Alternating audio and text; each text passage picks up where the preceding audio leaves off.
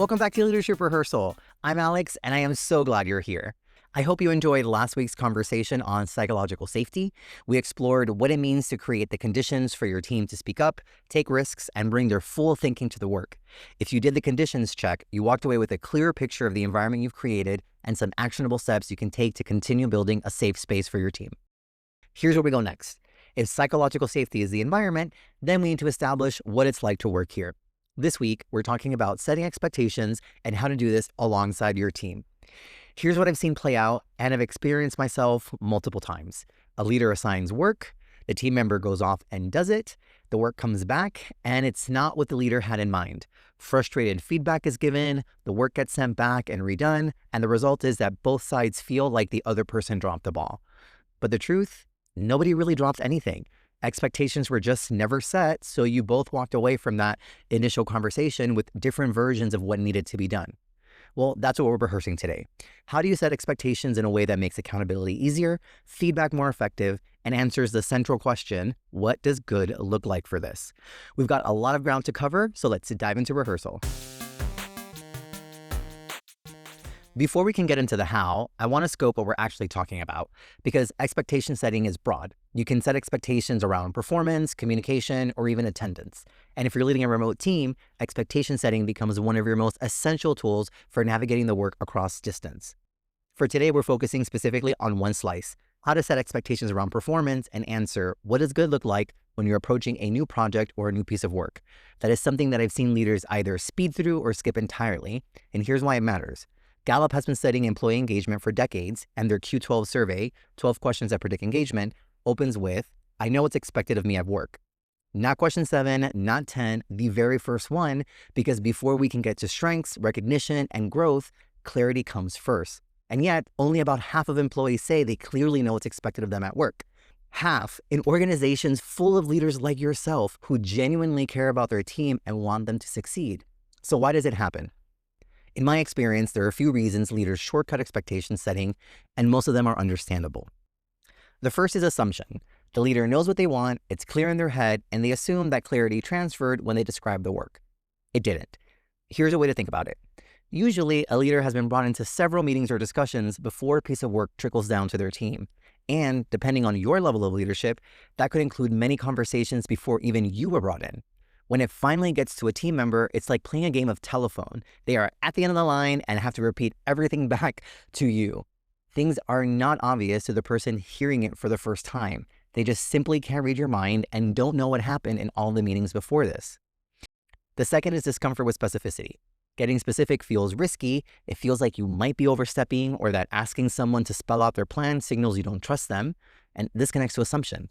We assume they got it and don't need us to spell things out, even when the leader has a clear picture of what the outcome should be. So the conversation stays vague, both people nod, and everyone walks away with a different picture of what was agreed. This is usually what leads someone to say, if that's what you wanted, why didn't you tell me at the beginning? The third is the micromanaging fear, and honestly, this one was mine.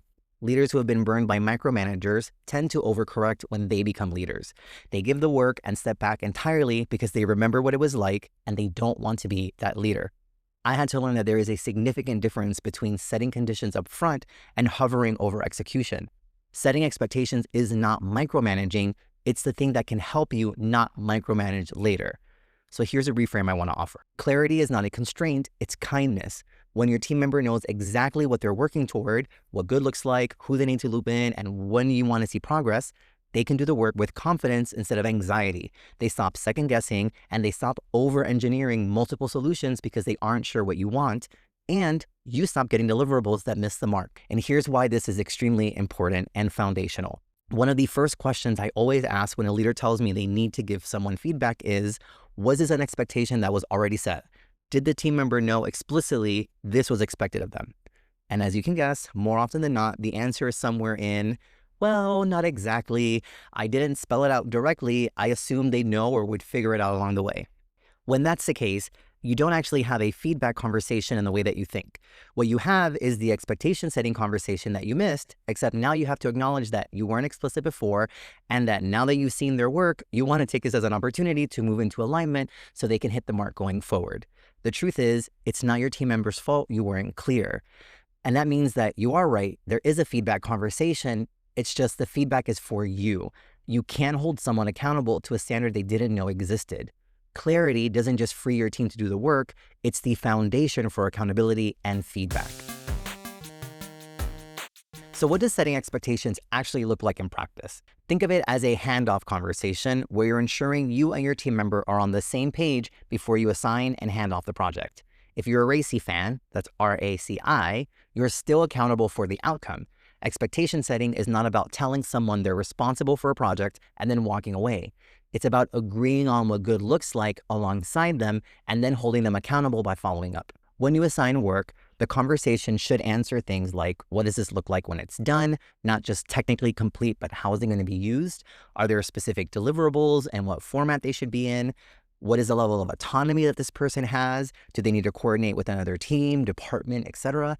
And what's the timeline? Not just the deadline, but what are the points along the way where you're going to review their work and provide feedback? To be clear, because I think leaders can land on either extreme here and they both miss the point, this isn't the leader dictating every parameter and handing it down, but it's also not the team member getting to decide everything and the leader just saying yes. It's a dialogue. You might come in with a clear picture of what you need, share it, and then ask, what questions do you have?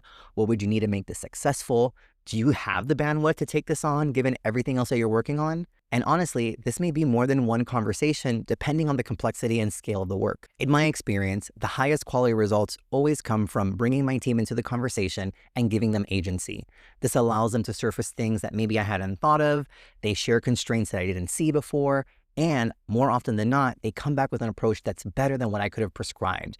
This is not me losing control of the work. It's more like going slow at the beginning so they can move fast in execution. Now, what happens if you don't have full clarity when you have this conversation? Maybe it's a new kind of project or something that landed on your plate without much context. Start with what you know, share that, and then open it up. You're still going to work through making this clear, but the difference is that you may end the conversation with a list of questions you're going to take back to your leader to gain additional clarity. And then once you do that, you're going to bring that back to your team member and finish the conversation. This is a direct application of what we covered in episode 4, acknowledging your limitations. When you say, here is what I know and here is where I need your input, you're not only modeling the behavior you want to see, you're also naming uncertainty as a starting point for collaboration rather than pretending you have the answers. One more thing about expectation setting before we go into the solo rehearsal. This is not a one-time conversation. As you've experienced, priorities shift and scope evolves, and so revisiting expectations regularly is what keeps your team member from being blindsided when things change. I've had projects that looked different at the end than what we thought it was going to be when it started because as new information came in and I checked up on my team member, that allowed us to update deliverables, and eventually we decided to just build a backlog of follow-up work to keep the initial project on track. This is why you maintain accountability and continue to follow up. If you're checking in regularly, you can help them pivot or change direction before it gets too late. We'll talk about what that rhythm looks like in practice when we get into episode 6 on one-on-ones. Yay, we have made it to solo rehearsal time, my friends. As always, there is a worksheet linked in the episode description. Make sure to grab it before you get started. And you can pause me and work through it in real time or come back to it later, whichever works best for you. The choice is yours. Now, today's solo rehearsal is going to be on the shorter side. I feel like we've really taken a deep dive into expectation setting. So this one is really just going to be your clarity check. What you're going to do is you're going to take one piece of work you've already assigned, something that is currently in progress, and assess how clearly you set expectations at the beginning. Step 1, pick the work. Identify one piece of work you've already assigned a team member. It should be substantive enough that there's real room for interpretation. Not a simple task, but a project, deliverable, or responsibility with some scope to it. Write down the work and the team member on your worksheet. Then answer, based on the conversation we've already had, how clearly does this person know what is expected of them? You should be able to list the expectations here. Step 2, assess what good looks like.